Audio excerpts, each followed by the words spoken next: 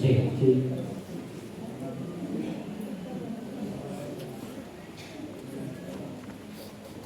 Assalamualaikum warahmatullahi wabarakatuh.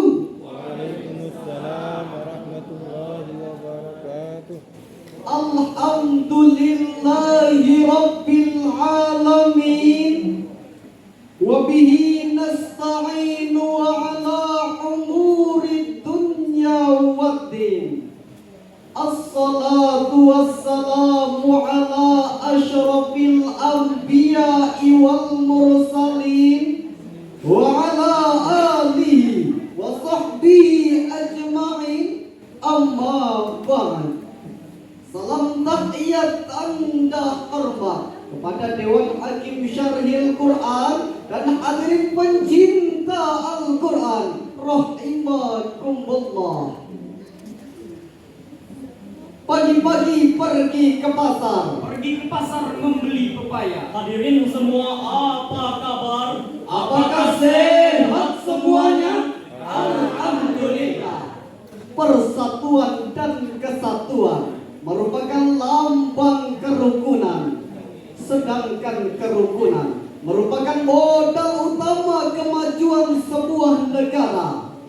Oleh karena itu, kemajuan atau kemunduran sebuah negara dapat ditentukan oleh kerukunan bangsanya. Bangsa yang aman adalah bangsa yang rukun. Namun sebaliknya, bangsa yang hancur adalah bangsa yang tak mau bersatu.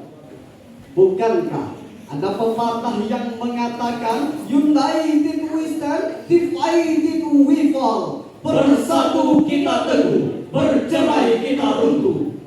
Indonesia merupakan negara yang terdiri dari berbagai macam ras, suku bangsa, adat istiadat, bahasa dan agama.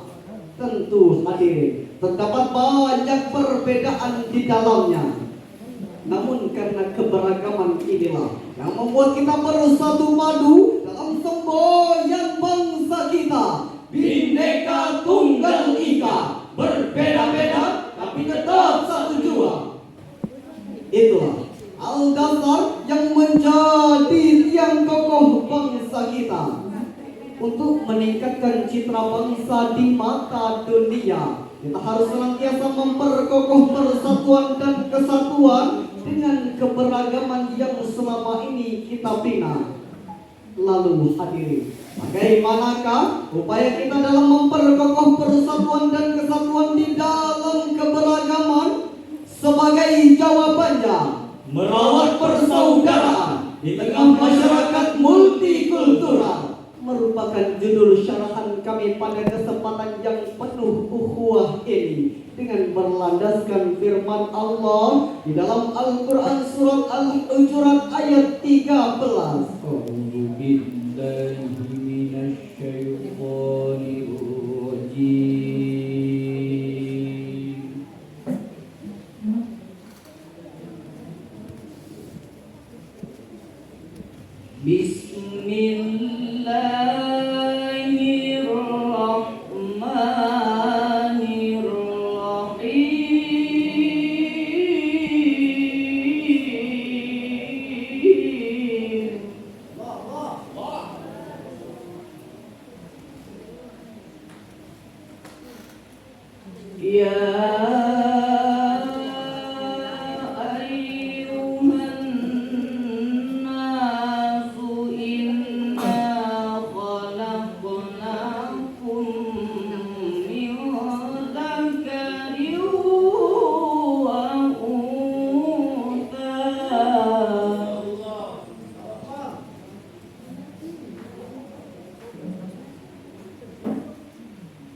وجعلنا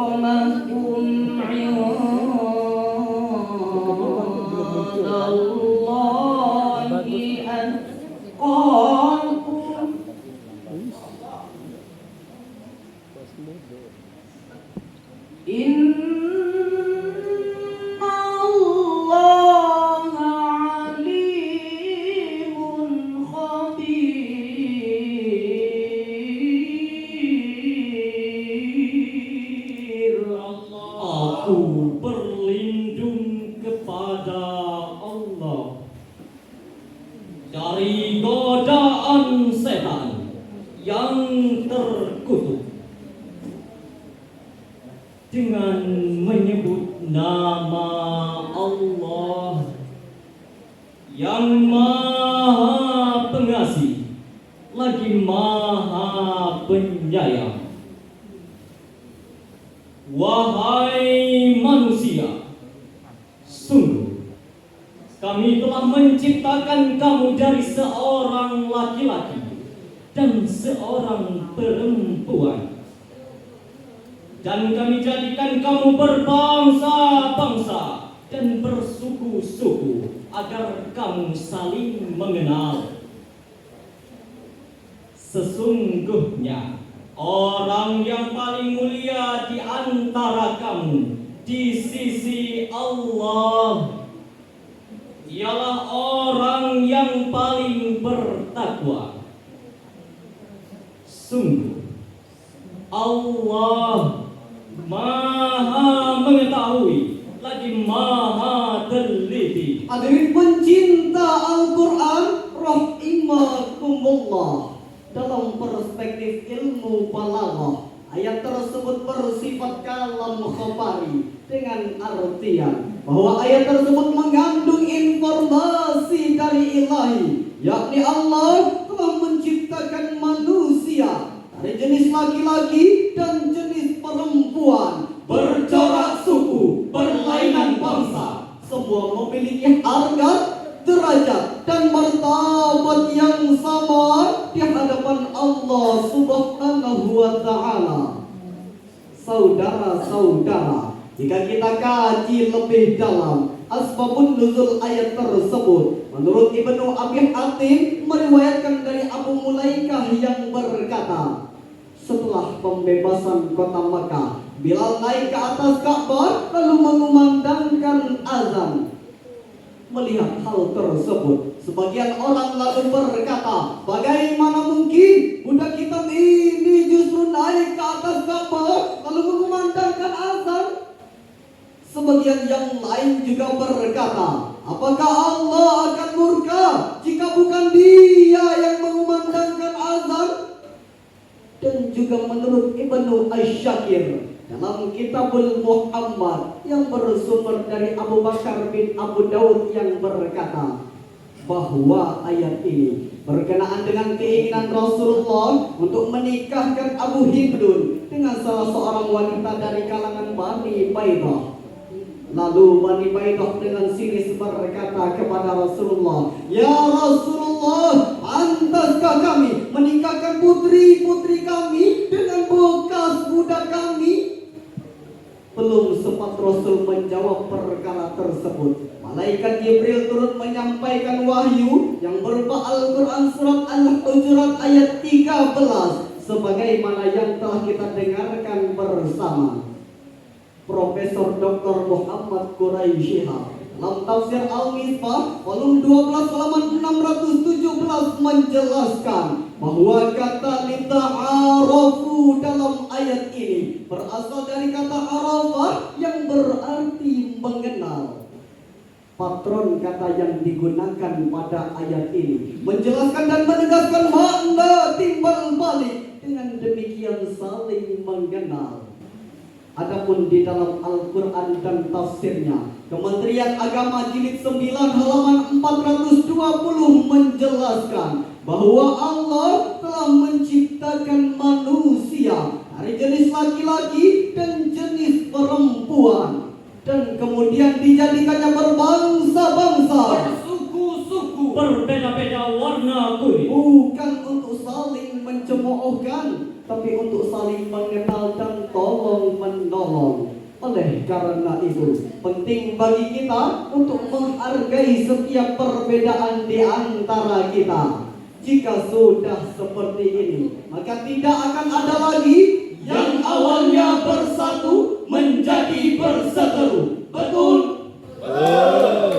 Dengan demikian, untuk merawat persaudaraan di tengah masyarakat multikultural, maka wajib bagi kita untuk menghargai setiap perbedaan di antara kita. Mau dia berkulit hitam ataupun putih, kita tetap bersaudara. Mau dia orang kaya ataupun miskin, kita tetap bersaudara. Mau dia dari Sabang sampai Merauke, kita tetap bersaudara. Karena kita Indonesia.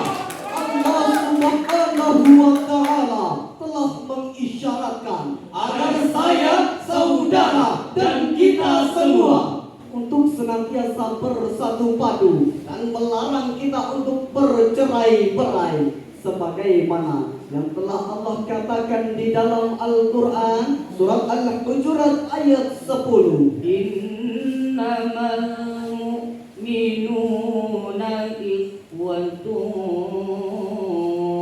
fa aslihu baina akhawaykum.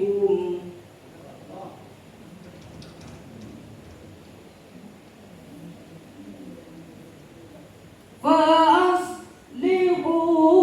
بين أخويكم واتقوا الله لعلكم ترحمون.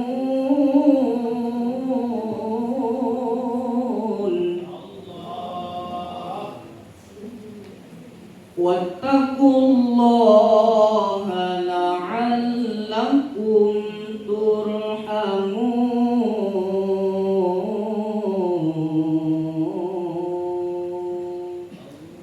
Sadaqallahul azim. Sesungguhnya orang-orang mukmin itu bersaudara. Karena itu damaikanlah antara kedua saudaramu yang berselisih itu, dan bertakwalah kepada Allah agar kamu mendapat rahmat. Maha benar Allah atas segala firman-Nya. Hadirin pencinta Al-Quran, rahimakumullah. Berkenaan dengan ayat tersebut, Rasulullah Sallallahu Alaihi Wasallam bersabda, "Laisa minna man da'a ala asabiyyah, wa laisa minna man mata ala asabiyyah." Bukan dari golongan kami orang yang menyombongkan kesukuannya, dan bukan dari golongan kami orang yang mati karena mempertahankan kesukuannya. Lalu hadirin, bagaimanakah jika ayat ini kita kaitkan dengan situasi dan kondisi bangsa ini? Ayat tersebut memotivasi kita agar perbedaan ideologi, organisasi, adat istiadat, bahasa, dan agama harus menjadi jembatan emas guna memperkokoh persatuan dan kesatuan bangsa. Oleh karena itu, mulai detik ini, mari kita betulkan langkah, seragamkan gerak, satukan persepsi, berat sama dipikul, ringan sama ditimbul. Perbedaan jangan sampai menimbulkan perpecahan. Namun dengan perbedaan ini, mari kita saling menghormati dan saling melengkapi. Jika kita lihat kondisi bangsa kita sekarang, dari Sabang sampai Merauke, terdapat sebuah pertanyaan besar. Bagaimanakah kondisi bangsa kita sekarang? Alhamdulillah. Seiring dengan semangat gotong royong, seirama dengan semangat Bhinneka Tunggal Ika, perbedaan persepsi dan visi dalam pembangunan masih dirasakan sebagai fastabiqul khairat, berlomba-lomba dalam kebaikan. Dengan demikian, insya Allah merupakan jaminan Allah jika perbedaan dilandasi dengan iman dan diorientasikan menimba amal kebajikan, maka Allah akan memberikan kebaikan dan ampunan. Semoga kita semua mendapatkannya. Amin ya rabbal alamin. Oleh karena itu, untuk merawat persaudaraan di tengah masyarakat multikultural, maka yang harus kita lakukan adalah harus bersatu, bukan berintegrasi, bukan disintegrasi, siap berkompetisi, bukan berkelahi. Mulai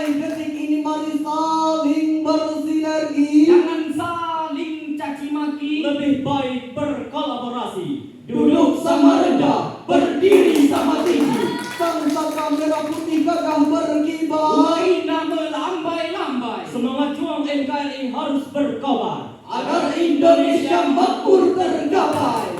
Hadirin ma'asyiral muslimin rahimakumullah.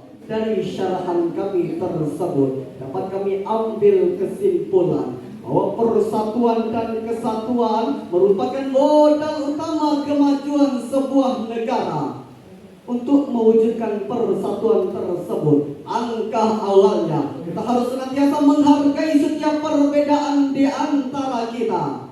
Jika sikap ini yang terus kita tumbuh kembangkan, maka insya Allah persatuan bangsa akan terbina, rakyat akan sejahtera dan hidup bahagia di bawah naungan ridho Allah Subhanahu wa Ta'ala. Penutup kata pantun Karmina, buah rambutan buah semangka, masak sebiji dimakan kera. Bila persatuan dan kesatuan kita bina, maka bangsa ini akan rukun, aman dan sejahtera. Mohon doa di tepi lama, mohon maaf atas segala kesalahan.